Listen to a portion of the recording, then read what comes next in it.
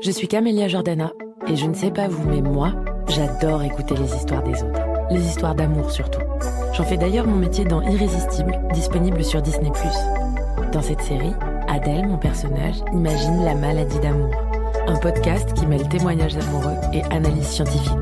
Ce podcast, il prend vie dans vos oreilles aujourd'hui avec de vraies histoires d'amour. Du premier rendez-vous aux premières peines, des amours de gosses aux brûlures d'un amour fou. Ici, pas de fiction, mais de vraies histoires d'amour et les explications de scientifiques qui nous éclairent. La maladie d'amour est rendue possible grâce au soutien de l'application Bumble. Bonne écoute.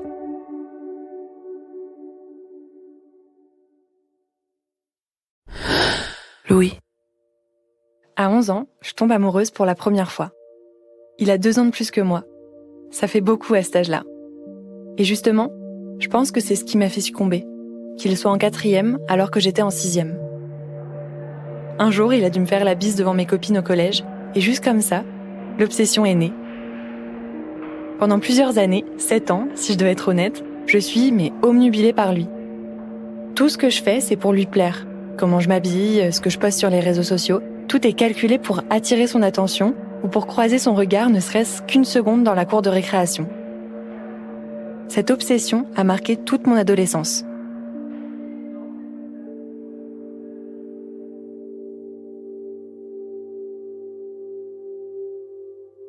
Il y a presque un an, au travail, je rencontre mon amie Camille. Un soir, on boit notre premier verre ensemble et nos langues se délient. On se raconte nos histoires amoureuses les plus marquantes et je sais tout de suite qu'on a vécu une expérience similaire. Les mêmes pensées obsessionnelles, les mêmes scénarios imaginés, le même espoir nourri à l'infini. Pendant les 8 ans qui suivent la rupture de Camille avec son premier amour Lucas, il continue de hanter ses pensées. C'est difficile à expliquer, mais à ce moment-là, je me dis, il est dans toutes les cellules de ma peau. Je suis encore capable d'avoir son odeur dans le nez. Je me souviens de ce qu'il sent, l'odeur de sa peau. Moi aussi, pendant longtemps, je suis restée bloquée dans un univers parallèle dans lequel je m'imaginais un futur heureux avec mon crush du collège. Et à chaque fois, c'était la même chose. Je l'idéalise, je lui envoie un message, il n'est pas intéressé. Le choc avec la réalité fait mal, mais je digère et je repars pour un tour. Je me fais de nouveaux films, je lui envoie un nouveau message, il n'est toujours pas intéressé, etc. Alors comment faire pour sortir de la boucle ? Comment dépasser l'obsession amoureuse ? Je suis Léna Couffin, bienvenue dans Émotion. Émotion. Je me suis sentie soulagée, j'arrivais à trouver les gens qui parlent de ce que moi je vis. Ça me fait rire. Là, il y a les lumières, elles se sont allumées à tous les étages. J'ai tellement adoré que je me suis dit, et j'en veux encore. Mais j'avais pas vu venir ça du tout, mais quoi ? Mais je suis à fond. Émotion. Émotion. Émotion.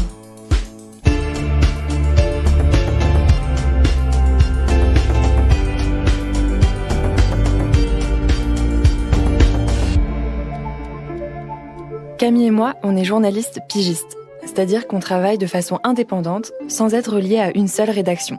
Pour se tenir compagnie dans ce quotidien parfois solitaire, on se rejoint chez moi plusieurs fois par semaine. Mais aujourd'hui, c'est différent. Elle vient pour me raconter, en détail, sa grande histoire d'amour. Et raconte-moi déjà le début du début. À quel âge t'as rencontré Lucas ? Camille tombe amoureuse de Lucas à 16 ans. Il est dans la même classe qu'elle au lycée. 1 an après, ils se mettent en couple. La première année, je me souviens m'être fait la réflexion de me dire que c'était la plus belle année de ma vie et que j'avais jamais été aussi légère de toute mon existence et où tout était parfait. On s'était pas disputé une seule fois, on rigolait tellement. Pendant 5 ans et demi, ça a été mon tout. On a tout vécu ensemble, toutes nos premières fois. C'est mon premier vrai copain, je suis sa première vraie copine.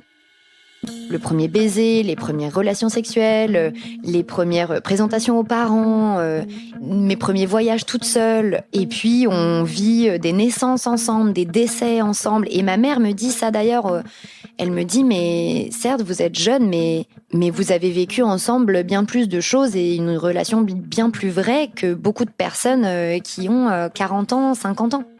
Après 5 ans et demi de relation, Lucas décide de rompre. Pour Camille, c'est là que commence l'obsession. Un soir, il vient en bas de chez moi, il me prévient, il me dit « Est-ce qu'on peut se parler et tout ?» Et au moment où on a cette conversation, moi j'ai 21 et demi, pile poil.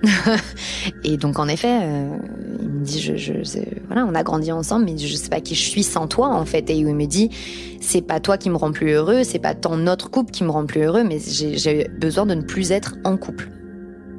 J'ai besoin d'être un individu à part.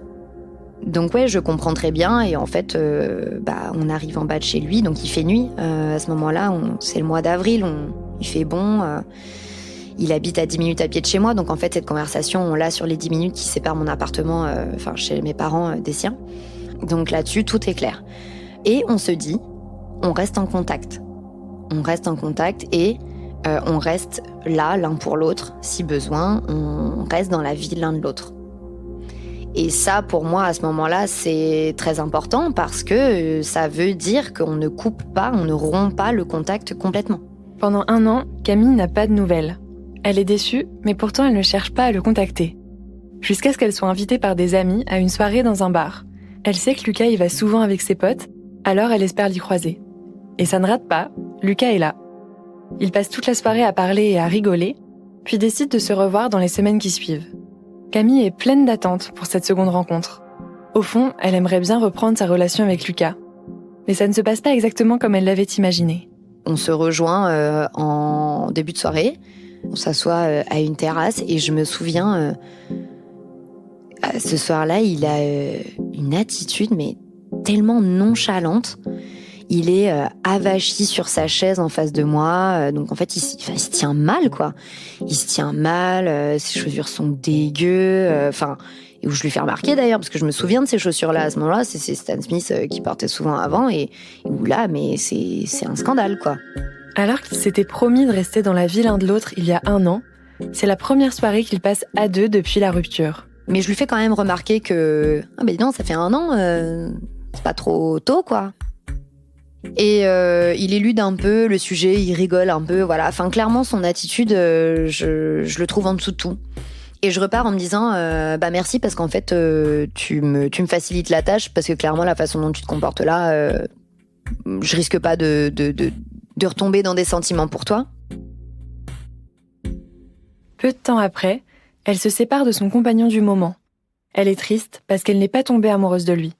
Alors même si elle n'est plus attirée par Lucas, leur histoire était si intense qu'elle se demande si elle pourra à nouveau aimer quelqu'un un jour. À 23 ans, en quête de réponse, Camille décide de partir pour une mission humanitaire d'1 an au Pérou. Elle espère de tout son cœur que ce voyage lui fera définitivement oublier Lucas. 2 mois avant son départ, ils se retrouvent pour un café. Je sais pas pourquoi, j'ai l'impression de devoir lui annoncer. Je pense qu'à ce moment-là, il y a aussi une part de moi qui est en mode regarde comme je suis indépendante, regarde comme je m'en fous, regarde comme je vis. Et à ce moment-là, il est très différent de la dernière fois où on s'est vu. Il se comporte plus comme un goujat, il se tient, il est beaucoup plus chouette. Et il me dit on se revoit avant ton départ, voilà. Et je lui dis j'en sais rien. Regarde le temps que tu mets, le temps que t'as mis la première fois pour qu'on se revoie. Moi, j'en sais rien. Et à ce moment-là, on a cette conversation où je lui dis mais je ne comprends pas. On avait dit qu'on resterait dans la vie l'un de l'autre. T'as été extrêmement distant. Enfin, moi, je prenais pas contact parce que je sentais que t'étais distant et que t'avais pas envie de ça. Et voilà. Ouais, je sais, mais je sais pas pourquoi. Mais là, ce sera pas pareil. Ce sera pas pareil. Bon, ok. On prévoit de se voir avant que je parte au Pérou. Et là-dessus, le jour même, ça s'annule. Quand Camille dit « ça s'annule », elle pointe clairement Lucas du doigt.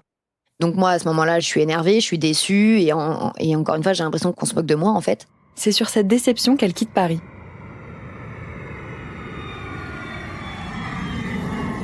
J'arrive au Pérou en me disant, cette année, pas de mec, rien, ni de près, ni de loin, genre sérieux, pas sérieux, rien du tout. On se met en jachère et on fait rentrer aucun mec et on fait un retour sur soi et voilà.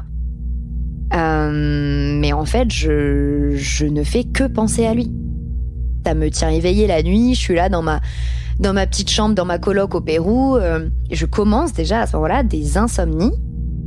Et donc en fait oui c'est con mais je suis là allongée, je me prépare à dormir et limite jusqu'au moment où j'éteins la lumière j'y pense pas et le moment où je suis là en mode ça y est je fais mes 2 petites respirations où le coussin est moelleux, ça va émerger. Comme si là il y avait du silence et il y a de la place.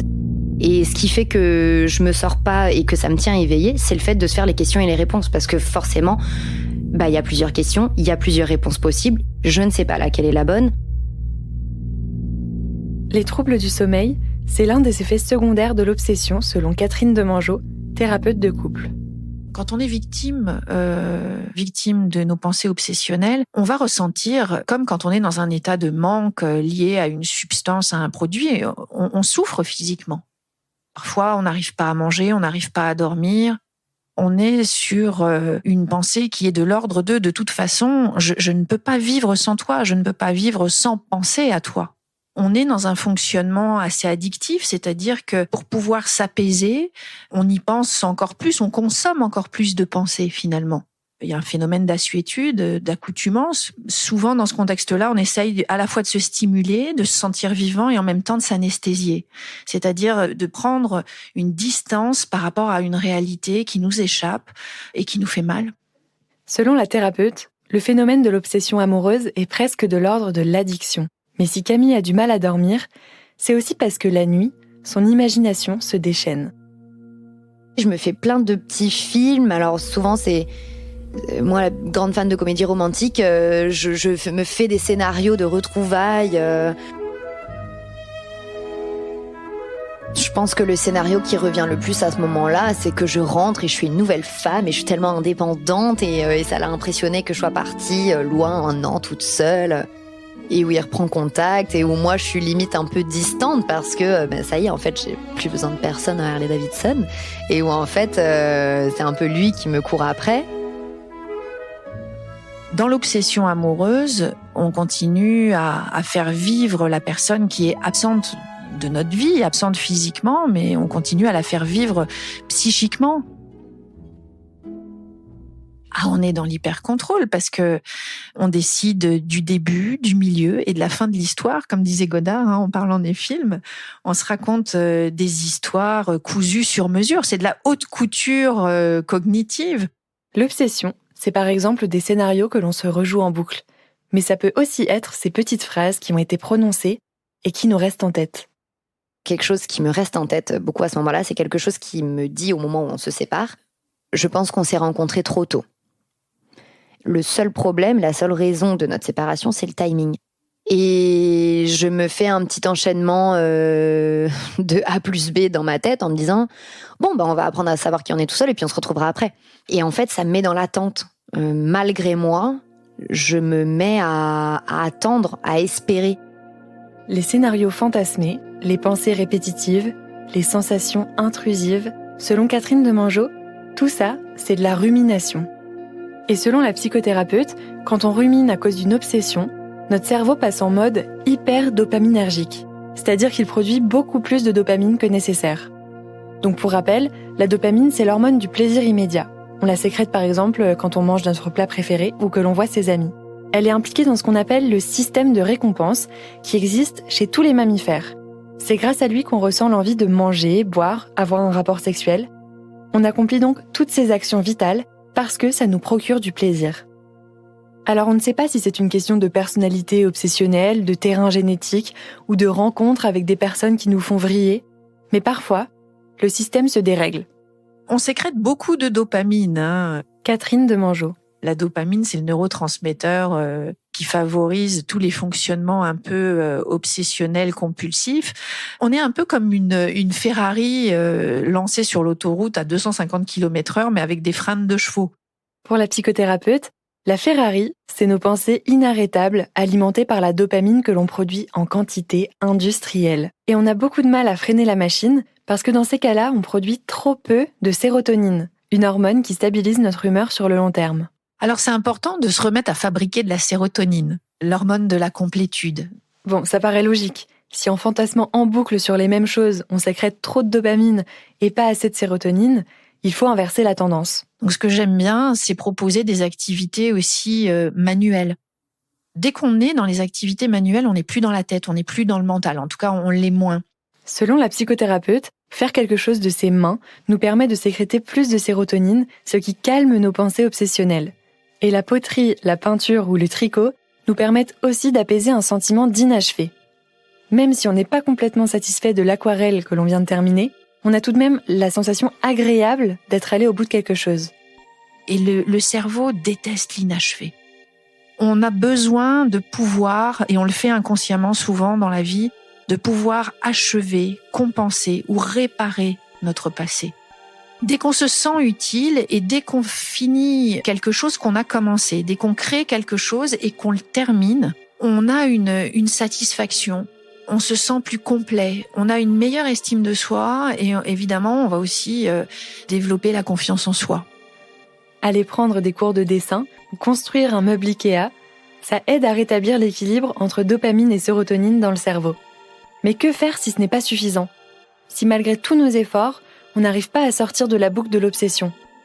Selon la psychothérapeute Catherine Demangeot, la première étape, c'est de déculpabiliser. C'est ok de se faire des films, et ce n'est pas en se flagellant que l'on fera ralentir son cerveau. C'est une béquille psychique finalement. Et certaines personnalités qui peuvent être insécures sur le plan affectif, et on est très nombreux à être insécures affectivement, ont besoin de ces béquilles psychiques. Parce que dans le monde du fantasme, dans le monde de l'imaginaire, je garde finalement le contrôle, je peux m'inventer des histoires et qui ont des vertus compensatrices. On compense quelque chose, on compense un manque. Et on est acteur, on est spectateur de nos propres histoires. Ça réconforte. Selon Peggy Havé, philosophe et autrice du livre « L'envers de la liberté », paru aux éditions de la Sorbonne en 2017, non seulement se faire des films peut être réconfortant, mais l'obsession est également l'expression d'un besoin de protection. Quand on reconnaît qu'il y a une pensée obsédante qui nous enferme comme une prison, la première question est de savoir si on a envie d'en sortir, parce que parfois elle nous protège de beaucoup de choses, de peur, de toutes sortes de peurs en général. Elle nous sert à quelque chose, elle n'est pas arrivée pour rien cette prison. D'après la psychothérapeute et la philosophe, s'inventer une vie dans ses pensées revient à perpétuer l'illusion que notre histoire avec l'autre est toujours actuelle. Pas étonnant que cette vie imaginaire nous fasse du bien. Mais comment arrêter de tourner en boucle seul dans son cachot ? La réponse après quelques petites secondes de pause.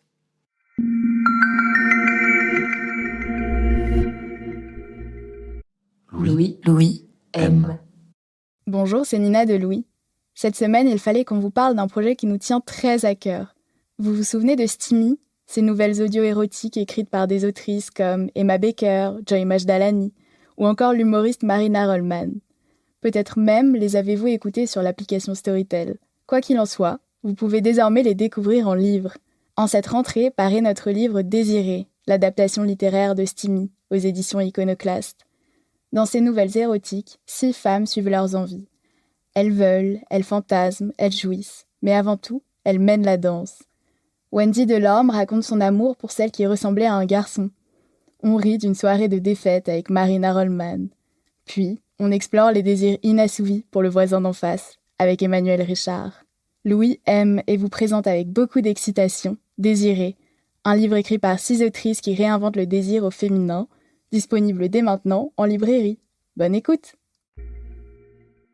Ça fait 8 mois que Camille est au Pérou, sans nouvelles de Lucas. Les mêmes questions la rongent encore et encore. Un jour, elle décide d'agir. Je lui envoie un message sur WhatsApp où je lui explique que tout ça, que je comprends pas pourquoi il s'en tient pas à ce qu'on s'est dit, que moi j'ai besoin de savoir en fait si ça l'intéresse ou pas qu'on reste dans la vie l'un de l'autre. Donc clairement à ce moment-là, j'ai l'impression de mettre aussi un peu mon cœur sur la table. Même si je mets pas le mot souffrance, mon message fait comprendre qu'il y a quelque chose qui me fait souffrir là dans ce qui se passe. Et surtout dans ce qui ne se passe pas en fait. Et où je demande pas la lune, je demande veux-tu ou ne veux-tu pas qu'on reste dans la vie l'un de l'autre, sois clair. Je n'ai jamais eu de réponse à ce message. À partir de là, ça n'a fait que rajouter de l'incompréhension à cette situation. Parce qu'il y a eu un nouvel élément à ce moment-là de « mais en fait, il ne me respecte pas. Je comprends pas, on a été 5 ans et demi ensemble, on a représenté toutes ces choses l'un pour l'autre. On s'est pourtant bien séparés, on a eu une jolie rupture. Et là, je suis ghostée, mais je suis qui moi ? Et donc ça rajoute de la frustration, ça rajoute de la colère, ça rajoute de la tristesse, et donc ça rajoute des questions. Quand quelqu'un qu'on connaît bien disparaît du jour au lendemain alors qu'il nous a promis de rester toujours finalement disponible, joignable, on imagine les pires choses. Catherine Demangeot. Et c'est le fameux syndrome de la personne disparue, c'est-à-dire que tout à coup, dans cette rupture de contact qui est inexpliquée et qui est brutale, tout de suite, la plupart des gens peuvent imaginer qu'il est arrivé quelque chose. Autrefois, quand il n'y avait pas tous les outils digitaux, le syndrome de la personne disparue, c'était l'homme ou la femme qui partait sous le prétexte d'aller acheter des cigarettes et qui ne revenait plus jamais. Camille n'a aucune explication sur le silence de Lucas. Donc, je me dis, soit il a une meuf et c'est sa meuf qui a ouvert le message et elle lui a jamais montré, et donc en fait oui c'est lui, mais voilà, donc, c'est un peu une manière de lui trouver des excuses. Mais en fait lui trouver des excuses, moi ça me permet de m'apaiser, parce qu'à ce moment-là je me dis oui donc c'est pas que c'est un connard qui s'en fiche de toi, c'est qu'il a pas vu le message. Après, je me dis, non, il y a quand même l'option de il a vu le message, mais il s'en fout. Et il y a aussi l'option de il veut pas te voir, mais il sait pas comment te le dire, quoi. Et du coup, il est lâche. Pour freiner la roue du hamster de nos pensées, Catherine Demangeot recommande aussi la méditation de pleine conscience. En pleine conscience, on dit pas aux gens arrêtez de penser. On dit accueillez les pensées et laissez-les passer comme des nuages finalement. Et quand la méditation ne suffit pas, Catherine Demangeot conseille la méthode TRE, en français, exercice de libération des tensions, du stress et des traumatismes. On se met sur le dos, en position de papillon, genoux pliés, plantes de pieds collées, les jambes qui forment un losange au sol. Cette posture déclenche un léger tremblement. On reste comme ça pendant une vingtaine de minutes avant de finir par un temps calme. Ça va nous aider à apaiser, à baisser le niveau de cortisol, qui est l'hormone du stress.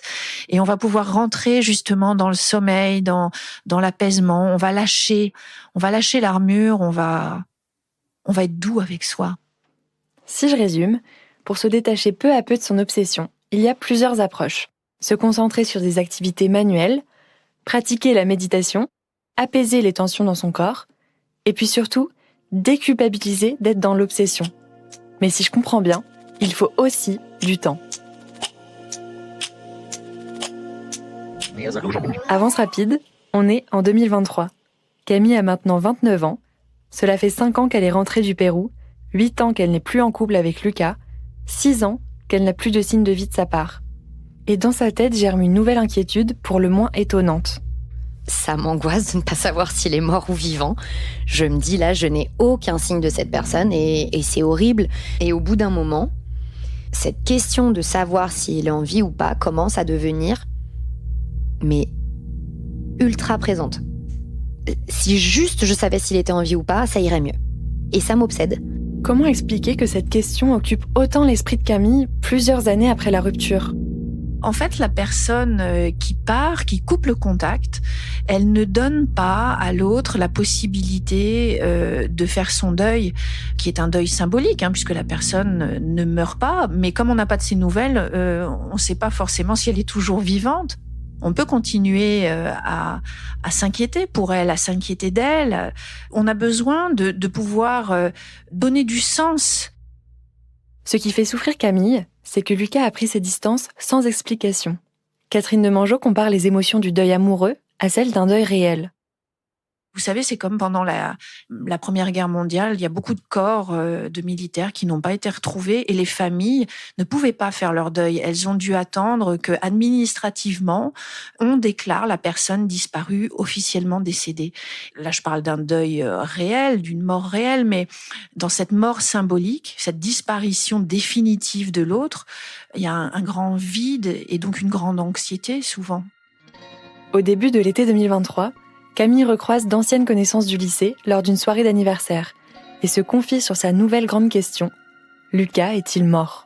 Et j'ai une copine qui me dit mais attends, tu me dis que la dernière fois que vous vous êtes vus, il commençait à peut-être bosser dans tel truc. Attends, je vais taper ça sur Internet, on va voir. Il y a rien qui ressort. Et à un moment, elle fait un truc horrible elle a bien fait de le faire. Mais moi, mon sentiment à ce moment-là est horrible. Elle tape décès et le prénom et le nom de Lucas. Et c'est en la voyant scroller que je vois avis d'essai, machin et tout. Et en fait, moi, j'arrête de respirer, quoi, à ce moment-là. Je vois juste le scroll, et en plus, ce qui est terrible, c'est qu'il a un prénom et un nom assez communs. Donc le nombre de fois que je vois son prénom et son nom, et où vraiment, ça me met des coups de pression, mais de l'enfer. De l'enfer. Et où en fait, voilà, on fait 2-3 pages, et il se trouve que son nom ne ressort pas, mais j'ai été soulagée, mais comme rarement dans ma vie, en fait. Quelques jours plus tard, une autre amie de Camille mène l'enquête. Elle trouve sur Google un document PDF dans lequel apparaît le nom de Lucas, associé au nom de son poste. Et je me dis, mon Dieu, ok, voilà, signe de vie. Le document date d'il y a 1 an ou 2. Enfin, en tout cas, il y a 1 an ou 2, il était encore en vie, et voilà ce qu'il faisait comme métier. Camille a les informations qu'elle voulait. C'est la clé qu'elle cherchait pour ranger dans un coffre tout ce qui concerne Lucas et le fermer à double tour. Sauf qu'à ce moment-là, je me dis, ça devrait pouvoir suffire. Et en fait, non, ça suffit pas. Je me rends compte que, en fait, ça me travaille. Je me rends compte que ça me travaille. Ça ne me soulage pas. Ça a ravivé toutes mes émotions. Ça m'a replongé dans le passé. Et là, je suis en mode, mais en fait, mon Dieu, mais est-ce que je viens pas de refaire un bond en arrière de 8 ans, et où je repars dans un désespoir de me dire, mais c'est pas possible, en fait. Jamais de ma vie, je vais pouvoir avancer sur cette histoire. C'est ma malédiction, quoi. Enfin, voilà. Si l'on compare cette malédiction à la prison intérieure dont parlait la philosophe Peggy Harvey, il reste un paradoxe. Personne ne nous y enferme. Pour elle, on sort de l'obsession lorsque l'on sort de la passivité.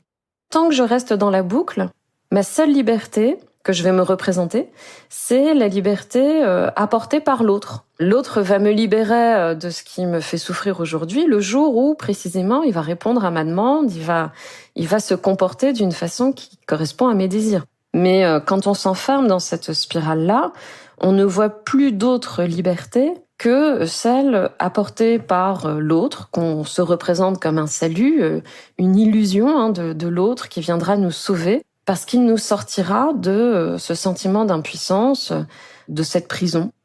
Et ce qu'il faut, oui, évidemment, il me semble que c'est souhaitable d'en sortir, de prendre conscience que ce dont il est question, ce n'est pas l'autre, mais le deuil de nos fantasmes, par exemple. Et ce qui se passe souvent dans ces projections, c'est qu'on croit qu'on aime l'autre, ou que c'est encore par attachement à l'autre, mais l'autre est complètement absent. C'est l'attachement à nos fantasmes passés, à nos illusions passées, et on imagine ne pas pouvoir vivre sans ces fantasmes-là, ces espoirs-là, ce passé-là. Pour la philosophe, l'important, c'est de prendre conscience de notre propre puissance d'agir. Voilà, il s'agit même pas de viser une liberté ultime, mais de desserrer l'aliénation, la forme de servitude dans laquelle on est, pour quand même retrouver des expériences de joie. Il faut sortir de ça et gagner des formes d'indépendance, retrouver une forme d'altérité, puisque là, ce qui nous enferme, c'est le fait qu'on y soit seul, se retrouver dans l'action, dans tout ce dont on s'est protégé dans la prison. Le risque, l'action, l'autre, les autres tels qu'ils sont et pas tels qu'on les fantasme. En juillet dernier, ça fait 6 ans que Camille a envoyé son dernier message à Lucas sans réponse. Lassée de ne pas pouvoir faire son deuil, elle fait ce qui représente pour elle un effort immense. Demander à le suivre sur Instagram. C'est sa manière à elle d'agir. Mais quelques jours plus tard, Camille constate que Lucas a refusé. Et en fait, à ce moment-là, ça a débloqué un truc. Ça a débloqué un truc et j'étais là, c'est bon, maintenant on a la réponse. Non, il ne veut pas te parler. Non, ça ne l'intéresse pas de te revoir de près ou de loin dans sa vie. Et en fait, je crois que c'est ça la réponse que j'attendais depuis tout ce temps. Ça m'a même pas fait de peine. Je me suis pas sentie repoussée. Je me dis, c'est bon. C'est bon, ça y est, je n'ai plus de sentiments amoureux pour cette personne. Et où j'ai l'impression d'être un peu Gandhi à ce moment-là, en mode, malgré le fait que je trouve que ce qu'il a fait, c'est ridicule, c'est pas grave, je suis contente pour toi, t'es en vie, tu fais un joli métier qui te correspond, je suis très contente que tu fasses ça parce que je trouve que c'est super et que je serais même capable de dire que je suis fière de toi, voilà. Bonne vie à toi, enfin voilà, je suis vraiment plus en paix, en fait. Pour dépasser une obsession amoureuse, il n'y a pas de formule magique. Chacun doit prendre le temps de faire son deuil symbolique, c'est-à-dire accepter que l'on ne sera pas, ou plus, en couple avec cette personne. Pour apaiser notre cerveau, notre corps et sortir de nos ruminations, on peut se tourner vers des activités manuelles ou la méditation de pleine conscience. Et surtout, soyons dans l'action. C'est comme ça que l'on cesse d'attendre passivement des signes de l'autre et que l'on transforme sa prison imaginaire en un lieu émancipateur. Enfin, soyons patients, car on ne tourne pas tous la page à la même vitesse. Mon crush du collège n'a pas quitté mes pensées du jour au lendemain. Ça a pris environ 7 ans. Il s'est peu à peu évaporé lorsque je suis tombée amoureuse de quelqu'un d'autre. Aujourd'hui, je me sens mieux armée pour faire face à l'obsession amoureuse et j'ai aussi plus de tendresse pour cette période de ma vie, parce que je comprends qu'au fond, ces pensées et scénarios que j'imaginais étaient l'expression d'un mécanisme de protection émotionnelle. Pas de quoi culpabiliser.